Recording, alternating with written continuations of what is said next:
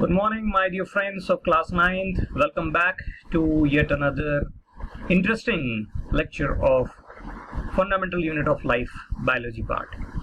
So far now we have studied the various cell structures like endoplasmic reticulum, both the smooth and the rough, the ribosomes, the protein factories, the Golgi apparatus, the packaging units, the mitochondria, the powerhouse, and definitely the suicidal bags, lysosomes. We call them suicidal bags, I hope you know, because they contain those hydrolytic enzymes, and if they are secreted in an uncontrolled manner, then probably the entire cell would perish. That's why. Anyway, so today we'll start with this new cell structure, that is centriole. The term centriole, and it was discovered by Edward van Beneden in 1883, and you must remember that it is purely present in animal cells. Plant cells lack centriole. And one more thing which we have discussed in the very beginning, that centriole is a non-membranous cell structure. Doesn't have any. If you look at this centriole structure, the cell structure, this seems very unusual. It appears as if many straws, they are held together to form big straw. I mean, see, these are the essential features of the structure of centriole. As you can see, they appear like microtubules, very, very small, very thin straws. If you have so many straws, you can make a pair of 3 straws each. You can make a group of 3 straws. You can stick them together just like this, and then you can fix them like this: 1, 2, 3, 4, 5, 6, 7, 8, 9, and so on, and thereby making a big straw. Okay, as you can see. So you have 2 such big straws which are formed by these microtubular small thin straws, and then you have to fix them. You have to fix them at just perpendicular to each other. I'm so sorry. So perpendicular to this structure, now this forms what? A centriole. And as you can see, the centriole is lying very close to nucleus. Here, very, very close to nucleus, you can see. And very close to nucleus at a distinct region, that what we call centrosome. So there is a difference in centriole and centrosome. Okay, so what you learned that centriole were discovered by Edward van Beneden, 1883. It's only present in animal cell. It's an unusual structure of microtubules, made up of microtubules. These are also living. It means biological activities are taking part. They are taking part over there. So it has an unusual structure, microtubular, very, very small tubes combined together in a very distinct fashion to form a big tubule, and these 2 tubules are held together perpendicular. That's form a centriole. It is present in animal cells only, generally in the distinct area of cytoplasm outside the nucleus called centrosome. So centrosome is the region where you find centriole. I hope you understood what exactly is centriole, how it looks like, but this knowledge seems insufficient because we don't know what does centriole do. So what is its importance? So let's switch over to its importance and see what is its important function. The centriole's function is centriole's function is its important role in cell division of animal cell. Now you should understand something important.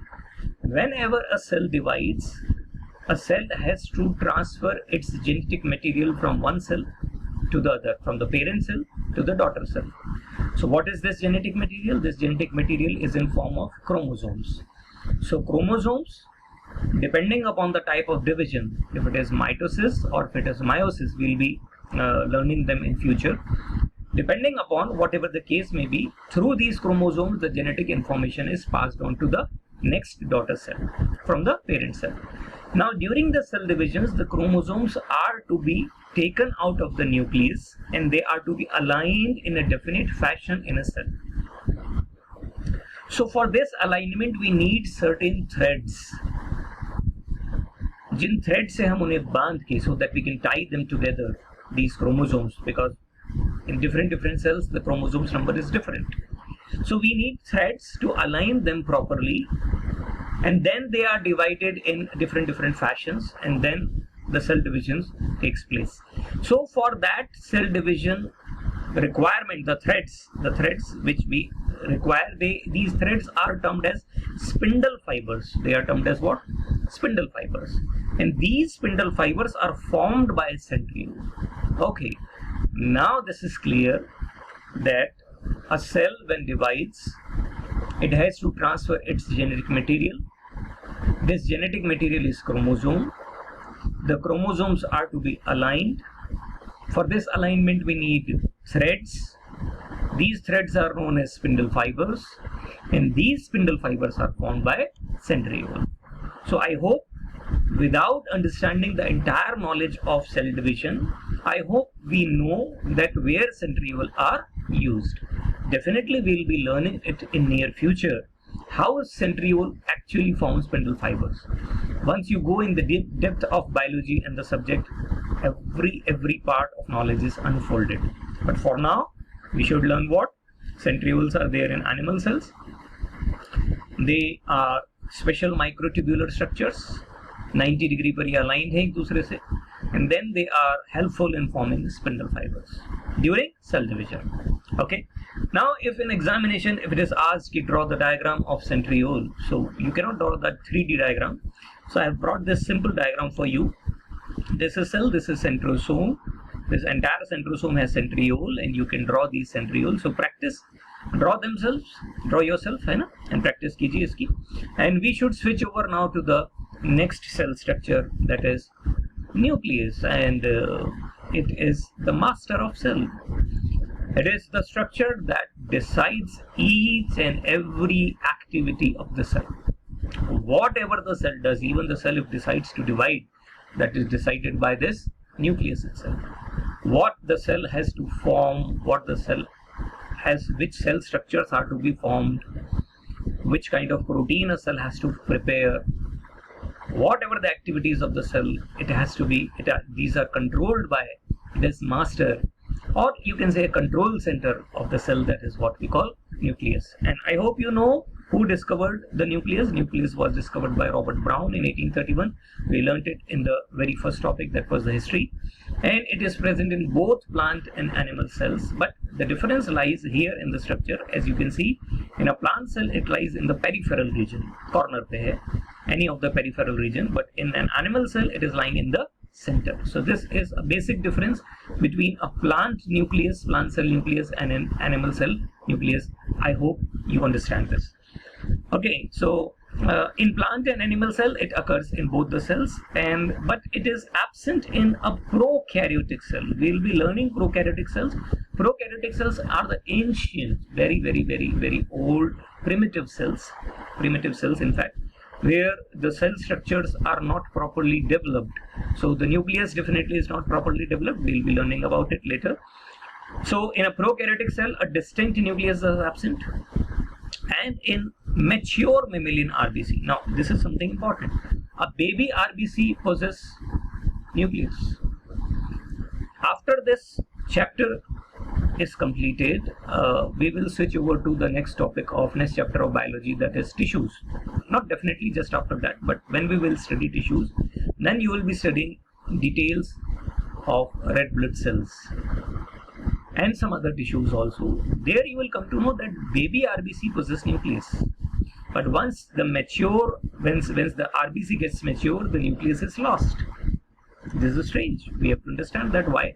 But right now I can give you that hint that RBC contains a hemoglobin. It's a pigment that carries oxygen, carbon dioxide, gaseous transport. So in that way, the nucleus is lost and the hemoglobin takes its place in mature RBC. So mature mammalian RBC doesn't have nucleus. Okay, one more kind of tissue, it lacks nucleus in its mature form, and that is sieve tubes in phloem tissue. I think you might have heard of this term, phloem. It is there in plants, and this tissue helps in conduction of food. So the constituent cells of this phloem, that is sieve tubes, even they lack nucleus. And the absence of nucleus is responsible for the inability to divide. The cell is unable to divide them. Anyways, so what we know now, we know where in plant and animal cell the nucleus lies. It is there in periphery, and this is at the center region. A prokaryotic cell, the mature mammalian RBC, and the phloem sieve tubes. These are the cells which lack nucleus. Otherwise, both plant and animal cell have nucleus. Now, let's take this nucleus out and see it in detail. So, in a cell, how it looks, this is entire cell. This is not a cell, this is the nucleus only. This, you can assume that this entire is a cell, and this entire cell has this nucleus. And as starting from here, you can see the nucleus. What you can see here, this is endoplasmic reticulum, this is rough, this is smooth. So these are the part which is connected to this nuclear membrane, and as you can see, the nuclear membrane is double layered and it is discontinuous. Okay, so this discontinuous has a nuclear pore in between. Students ask why this nuclear pore is required. So it is very simple, that it is a master of the cell. It has to control the cell activities, regulate the cell activities. For this, it has to send information from the nucleus to the cytoplasm, to the cell structure. It means it has to communicate.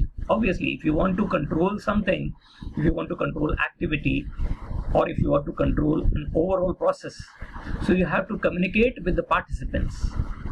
So who are the participants? The other cell structures are the participants of the cell activity. So nucleus has to communicate with them, and so it has to have doors and windows for communication.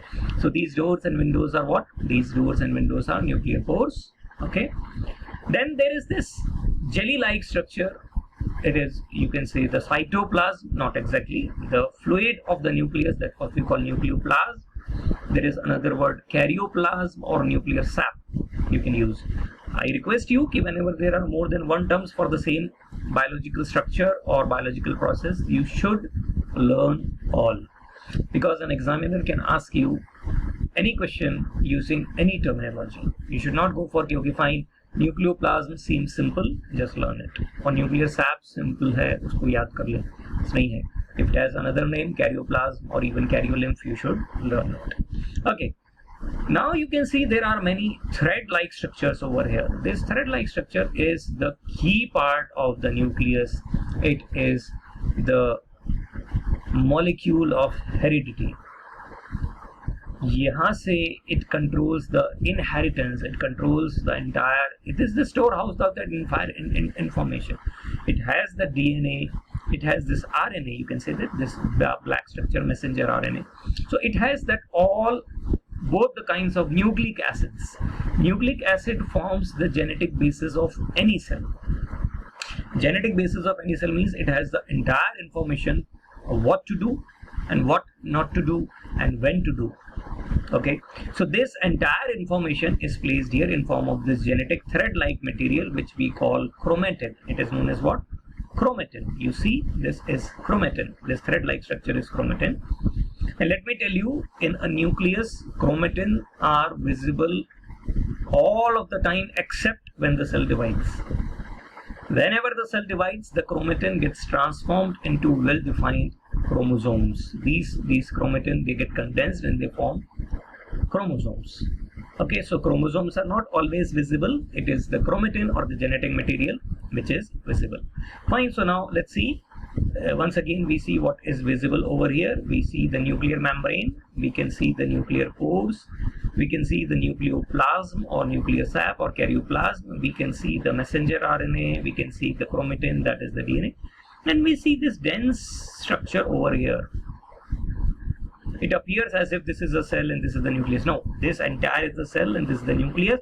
And this nucleus has something more thread-like, this other than these thread-like structure. This dense structure is known as nucleolus. Nucleolus, this dense structure, is the control center of that protein factories which are out. What are the protein factories? The ribosomes.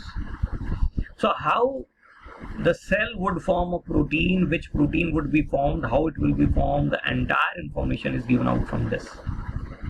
Okay. So in a cell, and in the nucleus. In the nucleus, what we have and how it works. Now, briefly, इसको एक बार वापस discuss करते हैं. Definitely, a nucleus has to be living. It is living. It is the master of the cell. It is enclosed by two membranes, which are perforated by nuclear pores, as you saw. It contains nucleolus and chromatin network, which is the genetic material. It is the general structure of the chromosome. Now let's see how it works, the functions, the parts and the functions. Here, see this diagram. There's this person who has these tissues where are many cells. I have taken out one cell, and in this one cell the cell structures, and this nucleus is visible. It has this nucleolus, the chromosomes, the nuclear membrane, and this is that chromosome which actually contains the DNA. And the DNA in the genetic material has the entire key informations, in fact all the informations. So a nucleus becomes the control center of the cell. It is the storehouse of chromatin, which contains DNA, the molecule of inheritance. There's a theoretical points we should remember, और वो भी ऐसे points की form में with relatable, इसको relate करते हुए, so that you can learn them very easily. Chromatin is transformed into chromosome at the time of cell division. So this seems that the cell is about to divide, and that's why these chromosomes are visible over here. It directs protein synthesis, as I said. It helps in cell division. Cell कब divide होगी ये भी यही decide करता है. It contains nucleolus, which forms RNA and ribosomes. So the ribosomes which you see outside the protein factories, they are formed by nucleus. So I hope now, from the discovery of the nucleus to the various parts and functions and identifying them, I hope you well understood that. And now comes the diagram formation of. So you can see this is the diagram which you can form, 2D diagram. It's a nuclear pore, this is the nuclear envelope, this is nucleolus, this is karyolymph, which I used another term, or the nucleoplasm. The chromocenter or the chromatin, this is the septum. You can ignore these two terms, U and heterochromatin. Otherwise, chromatin which are dense, they are known as heterochromatin, and which are less dense, they are known as euchromatin. Why they are so, we'll learn when we learn biology in detail. So I request you to practice and draw yourself this diagram and then label it. That's an important thing. Okay, and as I told you earlier, while drawing it and while labeling it, keep on remembering those parts, those functions, and try to make an imagination, try to make a view of all these that will be there in your brain whenever it is required. So let's move to the next cell structure, and that is plastids. It's the cell's kitchen. Wow. So it's a beautiful diagram over here where you can see these plastids. And again, I'm thankful to internet for providing such wonderful visuals for a better and proper understanding. So it was discovered by Ernest Haeckel, and in fact named by Ernest Haeckel also in 1831. And exclusively it is present in autotrophs. It is not there in heterotrophs. Exclusively autotrophs like green plants, cyanobacteria, and all those types of cells which are able to prepare their own food, they definitely need plastids. So specifically, this is absent in animal cells. There are few exceptions. Euglena being one of the animal which possess chloroplast and plastid. At the time when it is needed, it can perform photosynthesis as such, though it is a protozoan. Still, so let's see, we'll take out this one of the plastid out, and let's see its structure, just the structure. See its nature, it is living. Definitely the biological activities are taking place. It is double membraned, and these double membranes are continuous. Unlike just now we studied in nucleus where the membranes is not continuous and there are pores. So can I ask you something? Like, can you name the cell structures which have double membrane, which are doubly membrane? So far you have studied 3 such structures. One is mitochondria, the second is nucleus, and the third is plastid, of course. So you should know who is membraneless, no membrane, that was ribosome and centriole. And you should know who is single membrane, lysosome, endoplasmic reticulum and all. Okay, so it is a double membrane cell structure with a proteinaceous matrix. Matrix means the fluid, like just like the nucleus, it has nucleoplasm. The proteinaceous matrix inside it is known as stroma. So it's a different term we should know. So we have so many fluid based terms right now, starting from the beginning, protoplasm, and then cytoplasm, and then hyaloplasm, abhi humne dekha nucleoplasm, and now this is another term, that is stroma. Okay, there is something interesting over here. It has its own DNA and it has its own ribosome. Oh my god, now it means it can prepare its own copy. Whenever needed, it can form the protein which is required for itself. So in that way, it becomes what? Self-sufficient, and that's why we call it semi-autonomous, or a cell inside a cell. The same term we have used initially for mitochondria as well. Mitochondria is another self-sufficient, semi-autonomous structure. So these are the general terms which should know. We will be studying its structure later on, Abhi, but in general we should know about it. Now, this diagram is the diagram of a chloroplast. It's a type of plastid. Okay, and there is no single type of plastid there in plants. There are many types of plastid, and we should know, and at the right time we should meet the plastid family. So see this plastid family, the first initial stage from where any plastid is generated is known as a proplastid. A proplastid is a basic primitive structure, and it, when differentiated in different plant structure, it forms chromoplast or chloroplast or leucoplast, which further leucoplast, when required as per their requirement, they are amyloplast, alloplast and proteinoplast. Okay, first we see where proplastids are present and how these cell structures, these plastids are formed. So see this diagram. There is this entire plant, and this entire plant has meristematic tissues at the root and shoot apex. This is the shoot tip and this is the root tip. I just now used the term meristem. We will be using this term in next chapter, tissues. When we learn about plant tissues, it will be the first thing we have to understand, but not right now. So just now I can say कि plants में division, cell division पूरे plants में नहीं होता. The cell division is restricted to these tips, and there this cells which are capable of dividing, they are known as meristems. They are undifferentiated. Undifferentiated means they don't have the entire cell structure. They don't have the entire. They have just basic cell structures, which that too is less developed. That too is less developed. So when the cell gets mature, it gets developed, then it's get differentiated. Then all cell structures, maturity, that comes. So in the same fashion, this has only proplastid, the primitive structure, and when the cells get transformed into mature developed cells, then this proplastid is transformed into these three forms.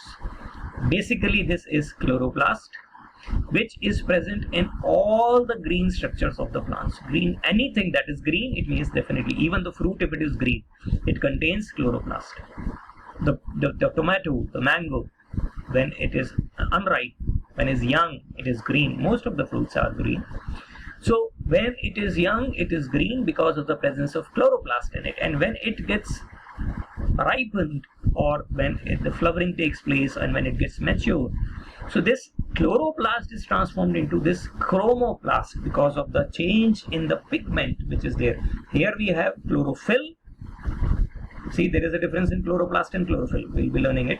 So this is chloroplast with the pigment, green pigment, chlorophyll, and when it gets transformed into chromoplast, which is mainly present in the other colored structure of flowers, fruits and all, then the pigment changes, and the pigment is chromoplast is the plastid, and the pigment is xanthophyll, carotenoid and other pigments. Anyways, we'll be learning it later on. So remember, every cell, every plant structure which is non-green, which is aerial means above the surface, soil surface. If it is non-green and other color, then definitely it is what? Chromoplast. But at times, even beneath under the soil, the cell structures are, or the plant structures are colored, just like carrot. Carrots are red or purple. It means even though they contain what? Chromoplast. Okay, when a leaf wilts and when it ages, then this chloroplast is transformed into a decaying form of plastid that is known as gerontoplast. That is gerontoplast. It is a senescing chloroplast, means the aging chloroplast. Okay, when the plant cell undergoes aging process. Okay, the roots have this different form of plastid, that is leucoplast, and it is a storage structure. So हमने अभी जो यहाँ plastids पढ़े थे, इनमें से क्रोप्लास्टिड तो हो गए रूट और शूट टिप पे, here and here. Okay, chloroplasts are present in the all green structures. Chromoplasts are present in all the non-green structures, and leucoplast is present mostly in the storage places, where storage means amylo stands for the storage. The leucoplast, that is also categorized as amyloplast, it is meant for storage of starch. Alioplast is the storage of fats, and proteinoplast, as the name suggests, is the storage of protein. So leucoplasts are the storage structures, cell structures. Okay, so this is a kitchen and this is a storeroom. Okay, and this is what? Then if this is kitchen, this is a storage structure, so this is the fruit basket. Anyways, okay, there is one more term, ethioplast, that we'll be studying later, but right now what best we can understand is it is plastid is a cell structure which is present only in plants, and it has two membranes, continuous. It is a semi-autonomous cell structure because of the presence of DNA. There are many plastids in plastid families, and they have different positions, as we can see. They are present. Chromoplastids are here, then chloroplast are here, gerontoplast is here, chromoplast is here, and leucoplast is there in the storage forms, and the leucoplast has another three structures, three types. आप इसको back करके और pause करके एक बार फिर से देख सकते हैं, अच्छे से समझ सकते हैं. Okay, now from this entire plastid family we'll be studying chloroplast in detail. So I have taken this chloroplast. I must thank the Dream Time for this wonderful visual. They really are awesome to give you this kind of visuals for a wonderful understanding. As you can see in this cell structure, these two membranes are continuous. So in these two membranes, this chloroplast, this is taken out of this plant leaf. So leaf has the cell as the chloroplast, and this chloroplast is double membrane. And as you can see in this visible form is कि there are many staggered structures. It's a stack of coins like structure. बहुत सारे ऐसे लग रहे हैं जैसे बहुत सारे coins इकट्ठे कर दिए गए हैं. In somewhere the coins are also connected by some layering structures, and then these are ribosomes. It has its own DNA and some other fluid and all. We have to understand that what exactly it is. So let's start. So there are two membranes which are continuous. Stroma or matrix is the fluid which is present over there, and whatever it is surrounding, the entire thing which is surrounding the stack of coins like structure is known as grana. So it surrounds grana. Grana is the site of dark reactions. What are the dark reactions? It is a kind of photosynthetic reaction we'll be studying in class 10. But fine, grana is the entire coin-like stacks. Entire coin-like stacks. They are plural. In plural, they are termed as grana. Singular is one part is known as granum.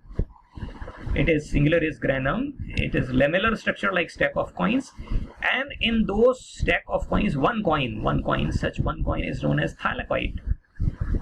So it is just a stack like structure constituting granum, and it is a site of light reaction. So there are two reactions, dark reactions and light reactions, and both are connected to photosynthesis, which we'll be learning in future.